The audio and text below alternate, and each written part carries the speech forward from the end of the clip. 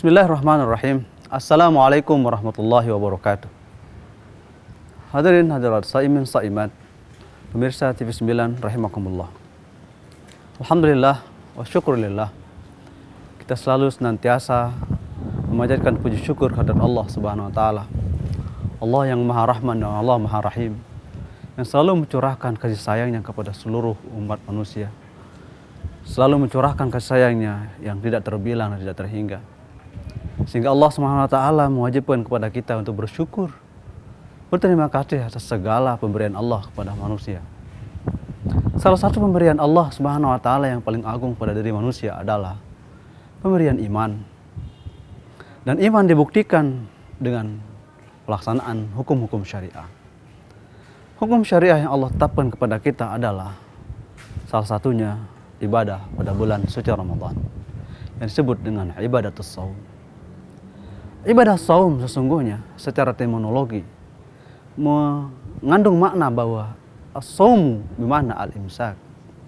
Sebagaimana dalil dalam firman Allah Subhanahu wa taala, "Inni nadartu lirrahmani sauma ay imsaka." Bahwa seorang yang berpuasa adalah orang yang menahan diri. Al-imsak dalam arti adalah al-imsak anil muftirat. Dia menahan diri dari hal-hal yang membatalkan puasa. Min tulu'il fajri ila ghurubis syams. Dari terbitnya fajar sampai tenggelamnya matahari. Itu imsak, itu puasa dalam makna etimologi. Tapi sesungguhnya ada makna lain yang terkandung dalam bulan suci Ramadan, dalam ibadah puasa. Imsak, menahan itu sesungguhnya adalah menahan pikiran dari hal-hal yang tidak diinginkan oleh Allah SWT. Menahan hati dari amradil qulub, penyakit-penyakit hati. Menahan diri dari hal amarah, menahan diri dari hal-hal yang menyebabkan tercederainya iman. Jadi puasa sesungguhnya adalah menggembleng seseorang untuk bisa menahan amarah, menawan nafsu, dan menahan nafsu syahwat yang ada pada diri manusia. Para pemirsa TV 9, shaimin rahimakumullah. Bahwa dalam hadis qudsi Allah Subhanahu wa taala mengatakan bahwa yada'u ta'amahu wa syarabahu wa syahwatahu min ajli. Seseorang yang melaksanakan puasa bahwa dia meninggalkan makan dan minum dan menjauhi syahwat karena mengharap balasan dari Allah Subhanahu wa taala. Hadis riwayat Bukhari.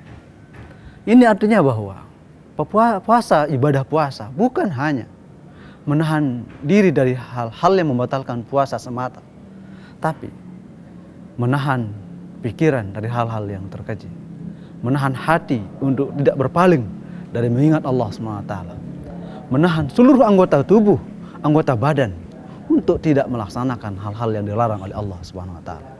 Itu makna al-imsak al-hakiki, makna menahan diri yang sesungguhnya di dalam pelaksanaan ibadah puasa Ramadan. Hadirin hadirat rahimakumullah. Imsak, menahan diri dari hal-hal yang dilarang oleh Allah Subhanahu wa taala, terutama berkata kotor, berkata-kata yang tidak sesuai dengan ajaran agama.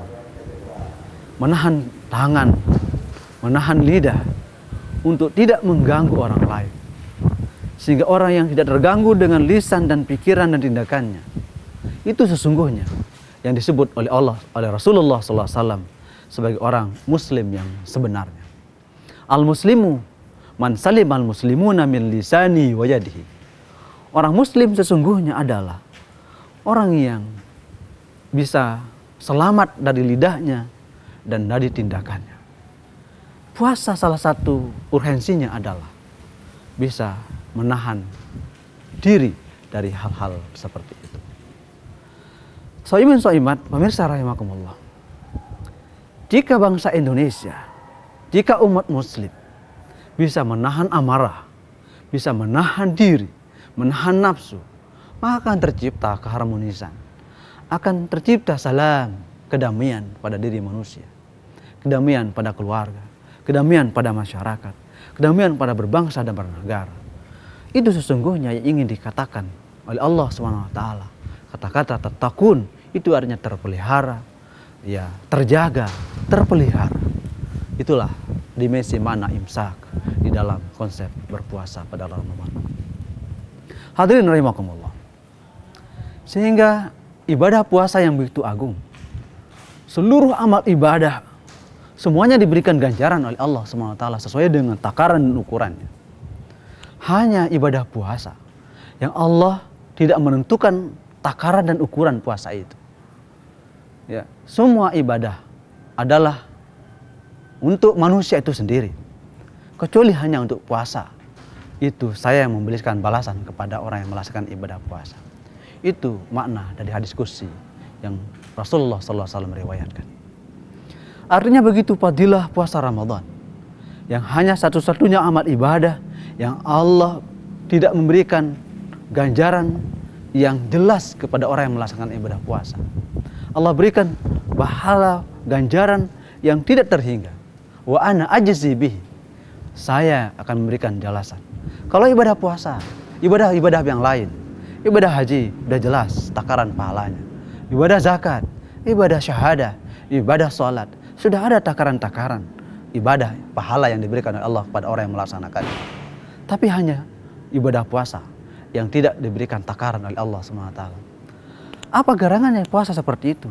Karena puasa adalah ibadah sir, ibadah yang sir, ibadah rahasia, yang hanya tahu hanyalah hamba dengan Allah SWT. Hanya orang yang berpuasa dengan Allah SWT yang tahu dirinya berpuasa. Maka ibadah-ibadah yang lain masih disebut dalam kategori ibadah jahriyah, sedangkan ibadah puasa disebut ibadah sirriyah. Ini menunjukkan bahwa ibadah sirriyah, terutama ibadah puasa, mencerminkan memberikan dedikasi, pengabdian, memberikan pelajaran, pembelajaran dan didikan kepada orang yang melaksanakan puasa untuk bisa menahan segala hal-hal yang bisa mencederai pahala, bisa mengurangi ketakwaannya kepada Allah Subhanahu wa taala. Maka itulah sesungguhnya dimensi puasa yang secara terminologi maupun etimologis memaknai bahwa puasa adalah untuk mencegah dan menahan hawa nafsu, diri, dan segala aktivitas orang-orang yang tidak bisa menjaga dirinya. Para pemirsa rahimakumullah, shaimun shaimat rahimakumullah. Ada dimensi lain yang Allah berikan kepada orang-orang yang beribadah puasa, adalah orang yang bisa menjaga hatinya. Inilah tingkatan puasa yang disebut oleh Imam Ghazali adalah ibadah shaumul khawasul khawas. Puasa orang yang spesial, yang dia bisa menjaga hatinya untuk tidak berpaling, untuk tidak menyebut dan tidak ingat kepada Allah Subhanahu wa taala. Maka orang yang berpuasa sesungguhnya dia bisa mengisi hari-hari Ramadan, mulai dari 1 Ramadan sampai akhir Ramadan, malam dan siangnya dia laksanakan ibadah, dia salat tarawih, dia baca Quran, dia tadarus Al-Quran, kemudian dia bersilaturahmi, kemudian dia menyantuni anak yatim, dan nanti pada akhirnya dia melaksanakan zakat fitrah. Itu semuanya adalah cara Allah SWT memberikan pembelajaran dan pendidikan untuk bisa menjaga diri, menahan diri untuk keharmonisan. Itulah sesungguhnya yang Allah katakan, salamun qaulan mir rabbir rahim, kedamaian keharmonisan dari Allah SWT yang Maha Rahman Rahim. Salah satunya adalah melalui pembelajaran dan didikan puasa Ramadan. Hanya demikian yang dapat saya sampaikan. Mudah-mudahan ada manfaat dan barokahnya. Usikum nafsi bitaqwallah.